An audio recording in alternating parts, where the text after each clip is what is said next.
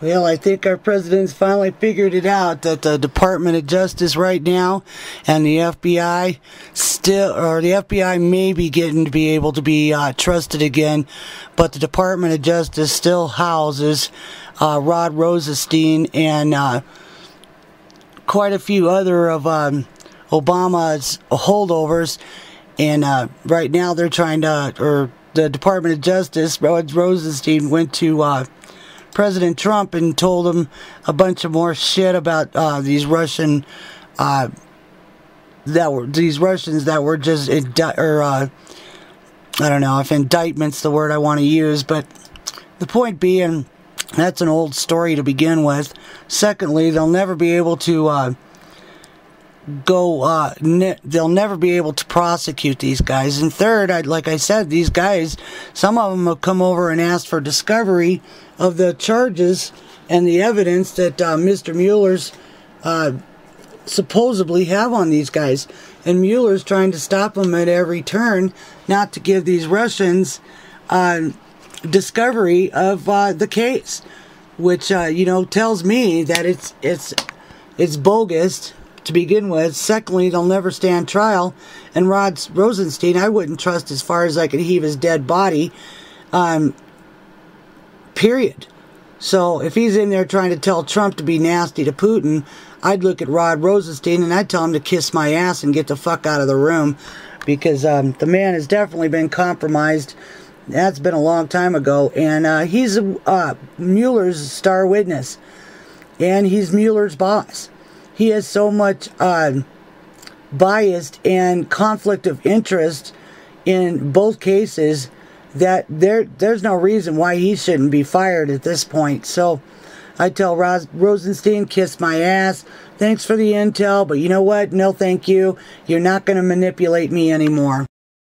That the Democrats, the DNC, and Hillary Clinton, that they actually bought and paid for what turned out to be Russian lies presented as the bulk of information to secure a FISA warrant on an American citizen associated with an opposition party in a presidential election year. Actors trying to disrupt things in the United States. Across the board, every day, incoming from these other countries.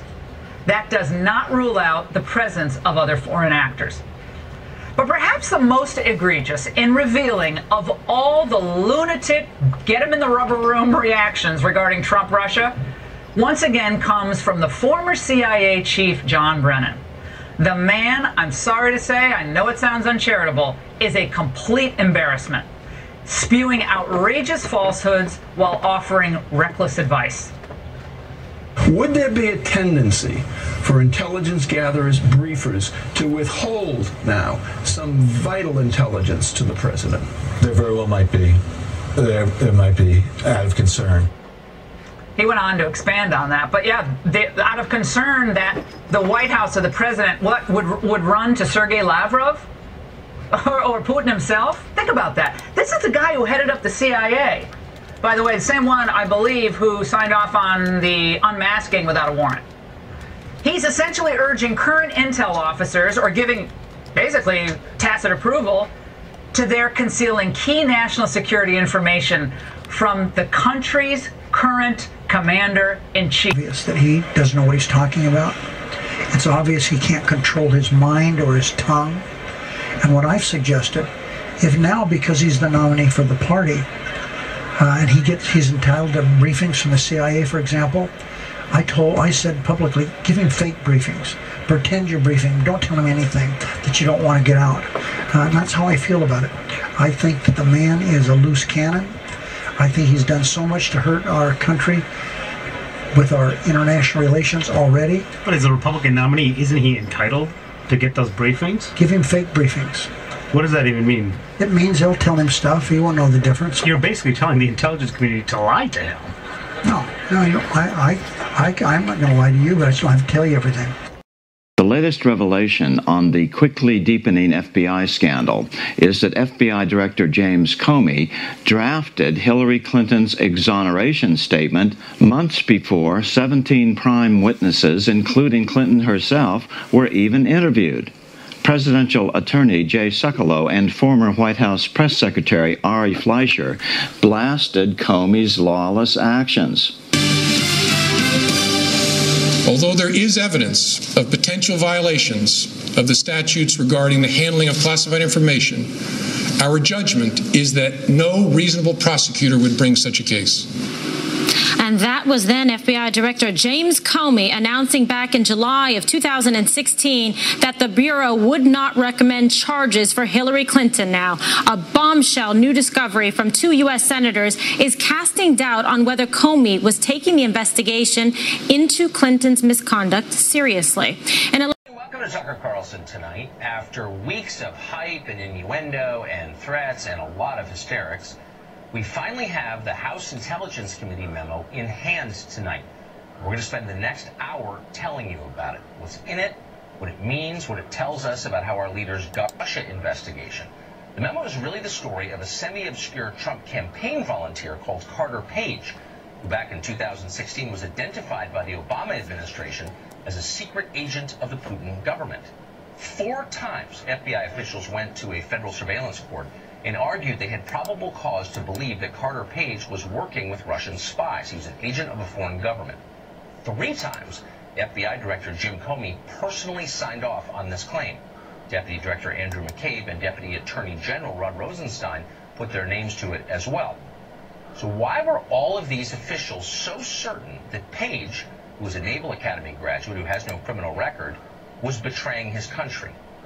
Because we now know they were relying on the Trump dossier. That's the still unverified opposition research dump paid for by the RNC and the Hillary campaign and compiled by a British spy called Christopher Steele. The Trump dossier made spying on Carter Page possible. How are we sure of that? Because Andrew McCabe of the FBI said so behind closed doors under oath to Congress just this past December. Now, Democrats are now furiously denying that in anonymous leaks to sympathetic reporters, but it's obviously true. In a minute, we'll talk to a member of Congress who was in the room when McCabe said it. But ask yourself, if the FBI had powerful additional evidence that Page was a Russian spy, why did they include the dossier in their request at all? Indeed, why did they lead with it? The Trump dossier allowed our government to spy on Carter Page. That is not a talking point, it is a fact. And given that it's a fact, it is remarkable to learn that the FBI knew at the time that the dossier was unreliable, to put it charitably. An independent FBI unit analyzed that document and found its claims, quote, only minimally corroborated. Start tonight with breaking news. There is a second memo exposing deep state corruption. Now, Senators Chuck Grassley and Lindsey Graham have released a heavily redacted yet very revealing copy of their criminal referral against Christopher Steele. Now, these revelations are beyond stunning and continue to prove the Clinton campaign and the Obama administration were working together to target the Trump campaign. Here are the findings from this new memo. This is just released today, not the old memo on Friday. We got to keep up here. Now, Senators Grassley and Graham write this. That while working on a second dossier, Steele was being fed information from the Obama State Department and from Clinton allies. The memo then reads and goes on, quote, one memorandum by Mr. Steele that was not published by BuzzFeed is dated October 19, 2016. The report alleges redacted, as well as redacted. Mr. Steele's memorandum states that his company received this report from redacted U.S. State Department, and that the report was the second in a series, and that the report was information that came from a foreign subsource who is in touch with a contact of redacted, a friend of the Clintons who passed it to redacted. And it's troubling enough that the Clinton campaign funded Mr. Steele's work, but that these Clinton associates were contemporaneously feeding Mr. Steele's allegations. It raises huge additional concerns about his credibility. He had been contacted by a man using an alias, as it turns out, Henry Greenberg, who had information that he said would be of great value to the Trump campaign. Every congressman would take the call if they got that call. Oh, we got op research on your opponent. I took the meeting, and Henry Greenberg turns out to be an FBI informant of Russian descent who's been admitted to the country 9 times on informant visas, who is a violent felon who otherwise could not be in the country. And then he tries to entrap me, but he gives away the game when he says he wants $2 million for negative information on Hillary. When I tell him I don't have $2 million, he says it's not your money I want, it's Donald Trump's money. Who extended these warrants? Mr. Rosenstein. And Mr. Rosenstein answers to no one. He is a veteran member of the deep state. He has a serious conflict because the information regarding FISA warrants and how they were issued against the Trump campaign, which he refuses to turn over to Congress, has a major conflict in it, in that he is the one who extended these warrants. This is why he should step down or be terminated. What is your response to the news, again, from two sources telling us Tony Podesta has been offered immunity in order to testify against Paul Manafort? What would that mean from your point of view, if true? Well, it's completely disgusting, Tucker. I can't think of another word for it. This is very clearly partisan. Tony Podesta didn't just represent the Ukrainians and didn't register for them. He actually registered for Uranium One and Rosatom. He represented Sberbank, which is, that's like representing directly Vladimir Putin. Sberbank is Vladimir Putin's hip pocket bank. From my perspective, they're probably giving him immunity, not just because he can do something to hurt Paul Manafort, because they certainly don't want him talking about Uranium One and Sberbank. If there was somebody in Washington representing the Russians in 2016, it was Tony Podesta. No, and that's what frustrates people. That's what frustrates your viewers who wonder, well, would that happen to me too? Would the director of the FBI announce my innocence before 20-some-odd interviews have been done, including my own? And keep this in mind too, Sean, they were really clear when they went into her interview. She's not going to be charged with anything unless she lies. So the mishandling of classified information, she was never in jeopardy from that, even before they interviewed her. So, look, I think everybody would like that deal, that the FBI is going to come talk to me. The only thing I got to do is tell the truth. Yes, I robbed the bank. Yes, I kidnapped this person. Yes, I committed bank fraud. All you got to do is tell the truth, and you're going to get out of jail free.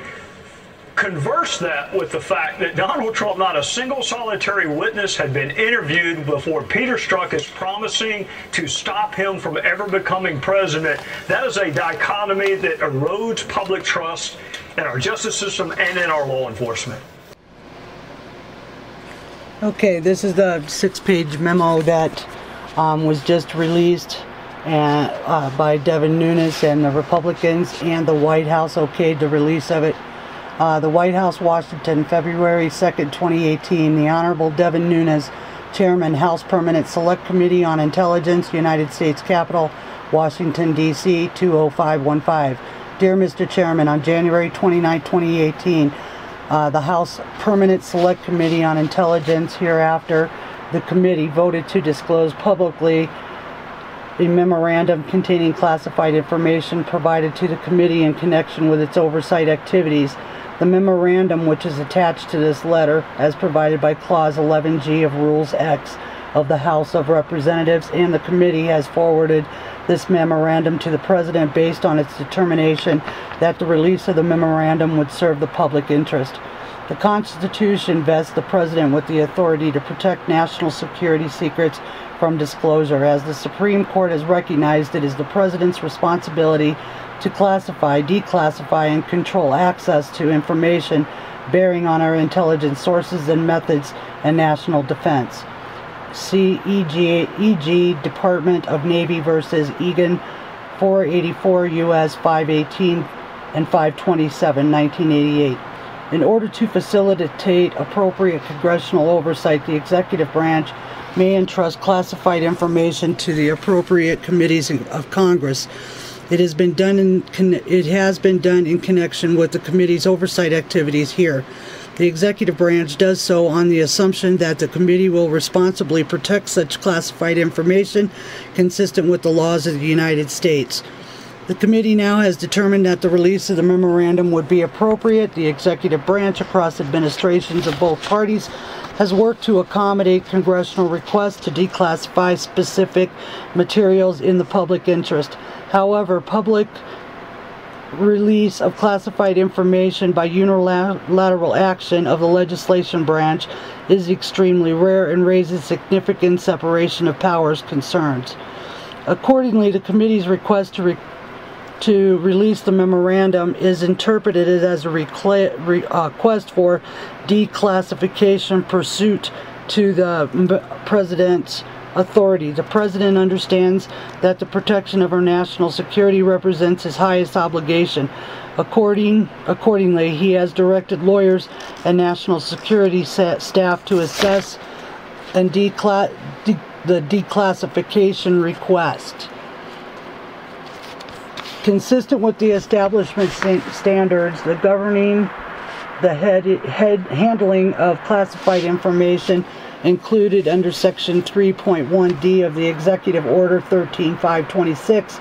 Those standards permit declassification when the public interest in disclosure outweighs any need to protect the information. The White House review process also includes input from the Director of National Intelligence and the Department of Justice. Consistent with the review and these standards, the President has determined that declassification of the memorandum is appropriate. Based on this assessment and in light of the significant public interest in the memorandum, the President has authorized the declassification of the memorandum. To be clear, the memorandum reflects the judgment of its congressional authors. The President understands that oversight concerning matters relating to the memorandum may be continuing, which means there's going to be more coming out. Through the circumstances leading to the declassification through this process are extraordinary, the executive branch stands ready to work with Congress to accommodate oversight requests consistent with applicable standards and processes, including the need to protect intelligence sources and methods. Sincerely, Donald F. McGahn, GAHN, the Second Counsel to the President. Carbon copy was sent to Honorable Paul Ryan, Speaker of the House of Representatives. Copy was sent to Honorable Adam Schiff, ranking member of the House Permanent Select Committee of Intelligence. Okay. Let's see if we can find the rest of it. Oh, I should have had it ready. Okay, unclassified, January 18th, declassified by the order of the President of the United States, February 2nd, 2018, to HPSCI majority members from HPSCI majority staff. Subject, Foreign Intelligence Surveillance Act abuses at the Department of Justice and the Federal Bureau of Investigation. Purpose, the memorandum provides members an update on significant facts related to the committee's ongoing investigation into the Department of Justice, D.O.J, and the Federal Bureau of Investigation, F.B.I, and their use of Foreign Intelligence Surveillance Act, FISA, during the 2016 presidential election. Our findings, which are detailed below: 1. Raised concerns with the legitimacy and legality of certain DOJ and FBI interactions with the Foreign Intelligence Surveillance Court, FISC. And 2. Representing a troubling breakdown of legal processes established to protect the American people from abuses related to the FISA process. Okay, investigation update. On October 21st, 2016, DOJ and FBI sought and received a FISA probable cause order not under Title VII, authorizing electronic surveillance on Carter Page from the FISC. Page is a U.S. citizen who served as a volunteer advisor to the Trump presidential campaign. Consistent with requirements under FISA, the application had to first be certified by the Director or Deputy Director of the FBI. It then required approval of Attorney General, Deputy Attorney General, DAG, or the Senate-confirmed Assistant Attorney General for the National Security Division. The FBI and DOJ obtained one initial FISA warrant targeting Carter Page and FISA renewals from the FISC. As required by Statute 50 U.S. Code 1805D, Section 1, a FISA order on an American citizen must be renewed by the FISC every 90 days. and each renewal requires a separate finding of probable cause. Keyword, probable cause. Then Director James Comey signed 3 FISA applications in question on behalf of the FBI, and Deputy Director Andrew McCabe signed 1. Then DOJ Department Attorney General, Deputy Attorney General Sally Yates, then Acting DAG Dana Bonetti, and DAG Rod Rosenstein each signed 1 or more FISA applications on behalf of the Department of Justice. That connects everybody right there, all of them. They're all connected, and the FISA warrant's no good, so it's all going to be called food of the poisonous tree. Even Mueller's investigation is in jeopardy now. Okay, next paragraph. Due to the sensitive nature of foreign intelligence activity, FISA submissions, including renewals before the FISC court, are classified. As such, the public's confidence in the integrity of FISA process depends on the court's ability to hold the government to the highest standard, particularly as it relates to surveillance on American citizens. However, the FISC's rigor in protecting the rights of America, which is reinforced by 90-day renewals of surveillance orders, is necessarily dependent on the government's production to the court of all material and relevant facts. This should include information potentially favorable to the target of the FISA application. That is known by the government. In this case of Carter Page, the government had at least 4 independent opportunities before the FISC to accurately provide an accounting of the relevant facts. However, our findings indicate that, as described below, material and relevant information was omitted from the FISA court. The dossier compiled by Christopher Steele dossier, on behalf of Democrat National Committee, DNC, and Hillary Clinton campaign, formed an essential part of the Carter Page FISA application. Steele was a longtime FBI source and was paid over $160,000 by the DNC and the Clinton campaign through the law firm Perkins Coie and research firm GPS to obtain derogatory information on Donald Trump's ties to Russia. Neither the initial application in October 2016 or any of the renewals disclosed or referenced the role of the DNC Clinton campaign or any party campaign in funding Steele's efforts, even though the political origins of the Steele dossier were then known to senior Department of Justice and FBI officials. That would be the whole crew, from Lynch to Comey to Brennan to Obama. B. The initial FISA application notes Steele was working for a named U.S. person, but does not name Fusion GPS principal Glenn Simpson, who was paid by the U.S. law firm Perkins Coie, representing the DNC, even though it was known by the DOJ and the firm time that the political actors were involved with the Steele dossier. The application does not mention Steele was ultimately working on behalf and paid by the DNC and the Clinton campaign, or the FBI had separately authorized payment to Steele for the same information. I can remember when Comey was in front of the Congressional Committee with Chuck Grassley and Dianne Feinstein, and he asked them guys to give him $50,000 to pay an informant. That's what Comey was talking about, was paying Steele. So he not only made the $160,000, he made $50,000 off of us taxpayer dollars through the committee. Okay, 2. The Carter Page FISA application also cited extensively a September 23, 2016 Yahoo News article by Michael Iskakov, which focuses on Page's July 2016 trip to Moscow. This article does not collaborate the Steele dossier because it is derived from the information leaked by Steele himself to Yahoo News. The Page FISA application incorrectly assesses that Steele did not directly provide information to Yahoo News. Steele has admitted in British court filings that he met with Yahoo News and several other outlets in September 2016 at the direction of Fusion GPS. Perkins Coie was aware of Steele's initial media contacts because they hosted at least one meeting in Washington, D.C. in 2016 with Steele and Fusion GPS, where this matter was discussed. Steele was suspended and then terminated as FBI source for what the FBI defines as the most serious of violations, an unauthorized disclosure to the media for his relationship with the FBI in an October 30th, 2016 Mother Jones article by David Korn. Remember David Korn? You'll hear Roger Stone tell you about him. Steele should have been terminated for his previous undisclosed contacts with Yahoo and other outlets in September, before the page application was submitted to the FISC in October.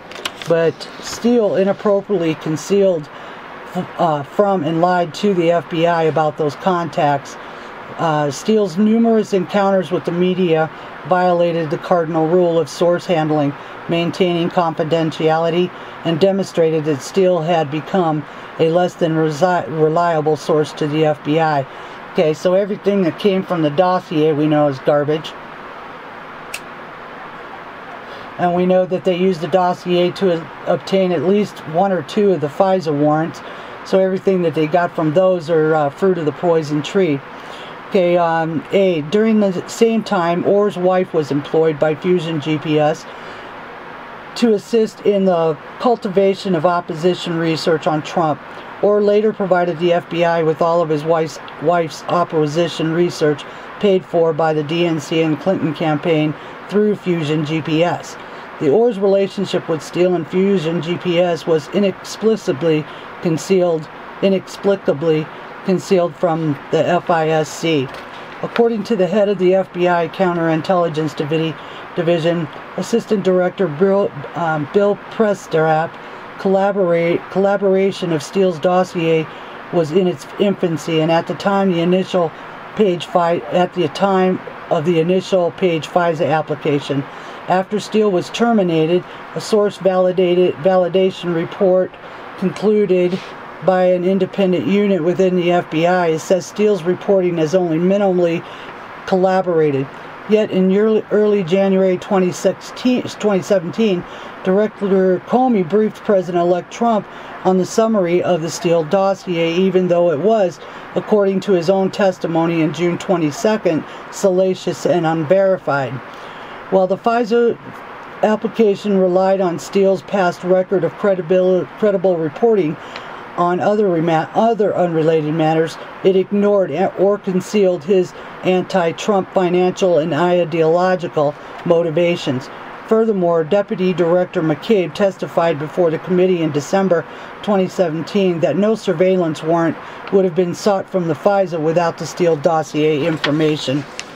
The page FISA application also mentioned information regarding fellow Trump campaign advisor George Papadopoulos, but there is no evidence of any cooperation or conspiracy between Page and Papadopoulos.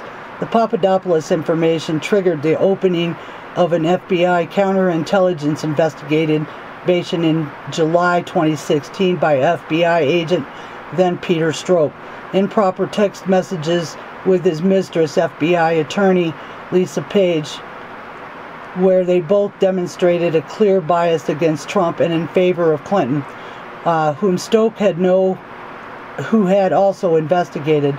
The Lisa Page texts also include a meeting with Deputy Director Andrew McCabe to discuss the insurance policy against President Trump election.